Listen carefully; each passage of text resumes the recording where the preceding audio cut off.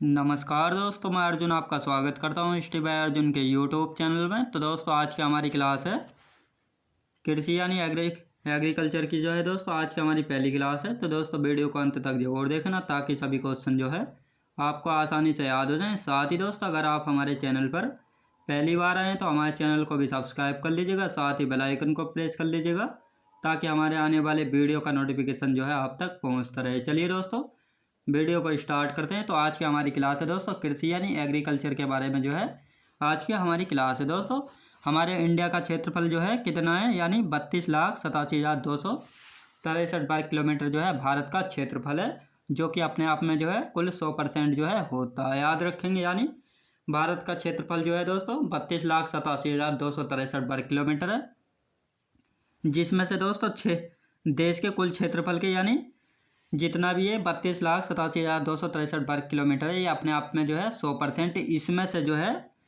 51% पर जो है दोस्तों कृषि कार्य किए जाते हैं और देश की 54% जनसंख्या जो है कृषि पर आधारित है और इसीलिए जो है भारतीय अर्थव्यवस्था की जो है रीढ़ कहा जाता है। याद रखेंगे, यानी भारत का क्षेत्रफल है 32,87,263 वर्ग किलोमीटर जो है भारत का क्षेत्रफल है। इसमें से जो है 51% पर जो है दोस्तों कृषि कार्य जो है किया जाता है और देश की कुल 54% जनसंख्या ऐसी है जो कि कृषि पर जो है आधारित है। इसीलिए जो है कृषि को दोस्तों भारतीय अर्थव्यवस्था की रीढ़ जो है कहा गया है। अब भारत के कुल क्षेत्रफल के 100% यानी भारत का जितना भी क्षेत्रफल है उसके 100% में जो है कौन कौन सी भूमि जो है किस काम आती है। भारत के कुल क्षेत्रफल के 100% के आधार पर यानी 51% पर जो दोस्तों कृषि कार्य किया जाता है, 4% पर चारागाह हैं, चारागाह यानी पास्चर। याद रखें, जिस पर जो है पशुओं को जो है चराया जाता है उनको चारागाह जो है बोला जाता है। यानी 21% पर जो है वन वगैरह जो है स्थित है। याद रखें दोस्तों 21% जो एरिया है इस क्षेत्रफल पर जो है वन जो है पाए जाते हैं और 24% एरिया ऐसा है जो कि बंजर पड़ा है यानी बेकार, जिस पर जो है ना ही दोस्तों कृषि कार्य किया जाता है और ना ही इस पर जो है वन है। ये 24% जो है बंजर जो है पड़ा हुआ है। याद रखें, आप देखते हैं दोस्तों फसलों के प्रकार यानी फसलों के कौन कौन से प्रकार है दोस्तों। एक होती है दोस्तों खाद्य फसलें, जिनको जो है खाने के उद्देश्य से जो है अधिकतर उगाया जाता है। एक होती है नकदी फसलें, जिनको जो है दोस्तों मार्केट यानी बाजार में जो है बेचने के उद्देश्य से जो है उनको उगाया जाता है। तो इनके बारे में देख लेते हैं। फसलों के प्रकार, फसलों के दो प्रकार हैं, एक होती है दोस्तों खाद्य फसलें, एक होती है नकदी फसलें। नकदी फसलें और खाद्य फसलें। नकदी फसलें क्या होती हैं दोस्तों? नकदी फसलें वह होती हैं जिनका उत्पादन जो है बाजार में बिक्री के लिए जो है किया जाता है। उदाहरण जैसे गन्ना, तंबाकू, कपास और जूट।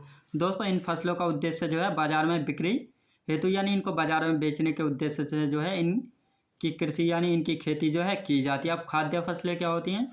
जिनका उत्पादन जो है घर में खाने के उद्देश्य से जो है करते हैं, जैसे गेहूँ और धान। दोस्तों गेहूँ और धान का उद्देश्य मुख्य उद्देश्य जो है घर में खाने के उद्देश्य जो है उगाया जाता है, इसलिए इनको जो है खाद्य फसलों की श्रेणी में जो है रखा गया है।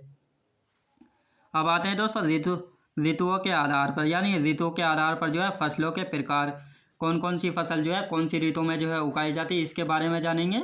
तो इसी प्रकार जो है ऋतुओं के आधार पर जो है फसलों के प्रकारों को जो है बांटा गया है। पहले आते हैं दोस्तों नंबर 1 है खरीफ की फसल। खरीफ की फसल जो है मानसून काल की, यानी जब मानसून काल जो है शुरू होता है तो उस टाइम जो है खरीफ की फसलें जो है बोई जाती हैं। अब खरीफ की फसलों में कौन कौन सी फसलें आती हैं? खरीफ की फसलों के लिए दोस्तों अधिक वर्षा और अधिक तापमान की जो है आवश्यकता जो है होती है। इनकी बुआई दोस्तों खरीफ की फसलों की बुआई जो है जून जुलाई में और अक्टूबर नवंबर में जो है इनकी कटाई की जाती है। उदाहरण दोस्तों धान, मक्का, ज्वार, बाजरा, तिल, मूंगफली, कपास, जूट, सोयाबीन, अरहर और मूंग, ये सभी जो है दोस्तों एग्जाम्पल जो है ये सभी खरीफ की फसलों के एग्जाम्पल है जो कि खरीफ की फसलों में जो है आती हैं। इन सभी के लिए जो है अधिक वर्षा व तापमान की जो है आवश्यकता जो है होती है। याद रखेंगे, इनकी बुआई जो है जून जुलाई में और अक्टूबर नवंबर में जो है इनकी कटाई जो है की जाती है। आप देखते हैं दोस्तों रबी की फसलें। नंबर 2 पर आता है रबी की फसलें। रबी की फसलों में कौन कौन सी फसलें आती हैं? रबी की फसलें, इनको शीत ऋतु की फसलें जो है कहा जाता है, क्योंकि शीतकाल में जो है इनकी बुआई की जाती है। इनकी अक्टूबर नवंबर में जो है बुआई की जाती है और मार्च अप्रैल में जो है इनकी कटाई जो है की जाती है। उदाहरण दोस्तों गेहूँ, जौ, चना, मटर, मसूर, आलू और सरसों, ये सभी दोस्तों रबी की फसलों के एग्जाम्पल है। याद रखेंगे, यानी रबी की फसल जो है शीत ऋतु में बोई जाती है, यानी अक्टूबर नवंबर में जो है इनकी बुवाई जो है की जाती है और इनकी कटाई जो है यानी हार्वेस्टिंग जो है मार्च अप्रैल में जो है इनकी कटाई जो है की जाती है। एग्जाम्पल है दोस्तों गेहूँ, जौ, चना, मटर, मसूर, आलू, सरसों, ये सभी रबी की फसलों में जो है आती हैं। अब देखते हैं नंबर 3 पर आते हैं दोस्तों जायद की फसलें। जायद की फसलें कौन कौन सी होती हैं? जायद की फसलें जो है दोस्तों ग्रीष्म ऋतु में जो है बोई जाती हैं। याद रखें दोस्तों ग्रीष्म ऋतु में बोई जाती हैं जायद की फसलें। इनको कम सिंचाई की आवश्यकता होती है और यह अप्रैल मई से और मई जून, अप्रैल मई में जो है ये बोई जाती है और मई जून में जो है काट ली जाती हैं। याद रखेंगे यानी इन फसलों का जो है बहुत ही कम समय में जो है ये तैयार हो जाती हैं, इसलिए जो है ये अप्रैल मई में जो है इनकी बुआई की जाती है और मई जून में जो है इनकी कटाई की जाती है। जैसे उदाहरण क्या है दोस्तों, सभी अधिकतर सब्जियां जैसे खरबूज, तरबूज, खीरा और ककड़ी, ये सभी जो हैं ये जायद फसलों के एग्जाम्पल है। देखा होगा आपने दोस्तों, यानी अप्रैल मई में और जून तक जो है खीरे और तरबूज जो है बहुत मात्रा में जो है मार्केट में देखने को मिलते हैं। तो इसका यही एक कारण है क्योंकि जायद की फसलें जो हैं बहुत कम समय में जो तैयार जो है हो जाती हैं और अप्रैल मई में इनकी बुआई की जाती है और मई जून में जो है इनकी कटाई जो है की जाती है। अब देखते हैं दोस्तों कौन सी फसलें जो हैं राज्य में पहले नंबर पर आती हैं, तो इनके बारे में देख लेते हैं। फसल और राज्य, यानी कौन सी फसल जो है कौन सा राज्य सबसे ज़्यादा उगाता है, तो सब्जियों के मामले में उत्तर प्रदेश पहले नंबर पर है और दूसरे पर आता है दोस्तों पश्चिम बंगाल। गेहूं के उत्पादन में उत्तर प्रदेश पहले स्थान पर है। यदि पर हेक्टेयर की बात की जाए तो पंजाब पहले स्थान पर आता है, यानी उत्तर प्रदेश के 1 हेक्टेयर में और पंजाब के 1 हेक्टेयर की तुलना की जाए तो पंजाब के 1 हेक्टेयर में जो है ज़्यादा पैदावार होती है, इसलिए पर हेक्टेयर की अनुसार जो है पंजाब पहले स्थान पर हो जाता है। लेकिन हेक्टेयर की बात नहीं की जाती है तो उत्तर प्रदेश जो है पहले स्थान पर आता है गेहूं के उत्पादन में। धान के उत्पादन में पश्चिम बंगाल का पहला स्थान है। कुल खाद्यान्न फसलें के बारे में उत्पादन में जो उत्तर प्रदेश पहले स्थान पर है। कुल दलहन के मामले जो दलहन यानी दालों वाली फसलों के मामले में जो मध्य प्रदेश पहले स्थान पर है दालों की फसलें उगाने में।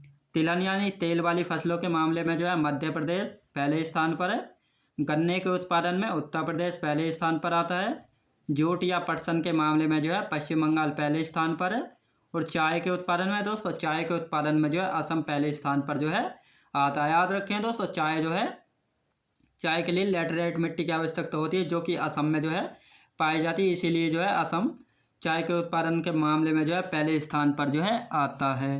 अब देखते हैं दोस्तों कॉफ़ी के मामले में जो है कर्नाटक पहले स्थान पर आता है। जौ के मामले में उत्तर प्रदेश पहले स्थान पर आता है।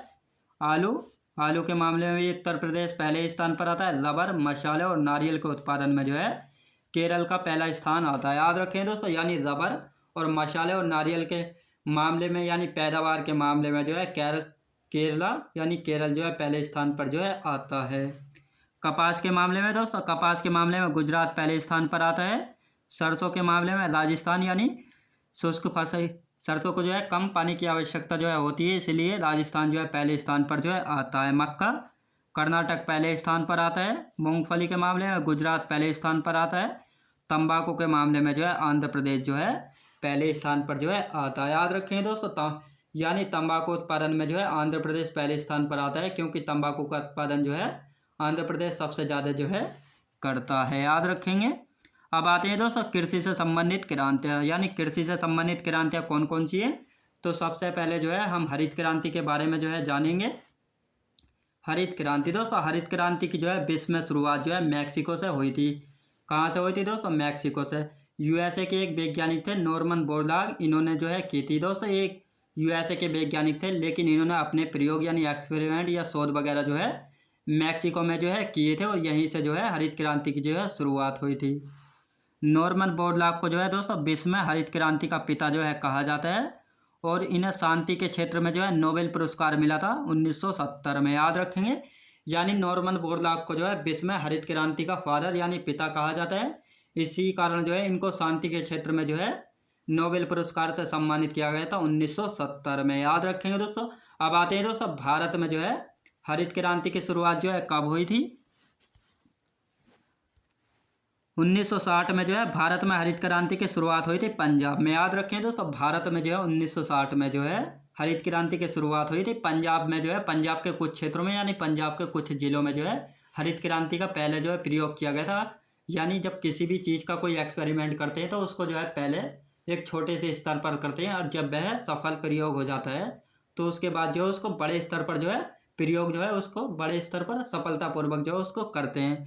तो इसी प्रकार जो है 1960 में जो है भारत में हरित क्रांति की शुरुआत की गई थी पंजाब से, और पंजाब के कुछ मामलों में। लेकिन जब पंजाब में जो है पूरी तरह से सफल हो गई थी तो औपचारिक रूप से जो है भारत में 1966 से 67 के बीच में जो है शुरू हुई थी भारतीय हरित क्रांति। दोस्तों भारत में जो है हरित क्रांति के पिता किसको कहा जाता है, तो डॉक्टर एम.एस. स्वामीनाथन को जो है भारत में हरित क्रांति के पिता जो है कहा जाता है। दोस्तों जब हरित क्रांति भारत में आई थी तो सर्वाधिक वृद्धि जो है किन फसलों में जो है देखने को मिली थी, गेहूं और धान में जो है सर्वाधिक वृद्धि जो है देखने को मिली थी हरित क्रांति के दौरान। याद रखेंगे, यानी गेहूं और धान की पैदावार में बहुत अधिक वृद्धि जो है देखने को मिली थी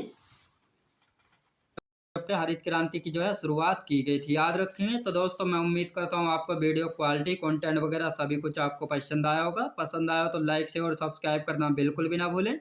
साथ ही दोस्तों अगर आप हमारे चैनल पर पहली बार आए तो हमारे चैनल को भी सब्सक्राइब कर लीजिएगा, साथ ही बेल आइकन को प्रेस कर लीजिएगा ताकि हमारे आने वाले वीडियो का नोटिफिकेशन जो है आप तक पहुंचता रहे। तो चलिए दोस्तों मिलते हैं नेक्स्ट वीडियोज़ में।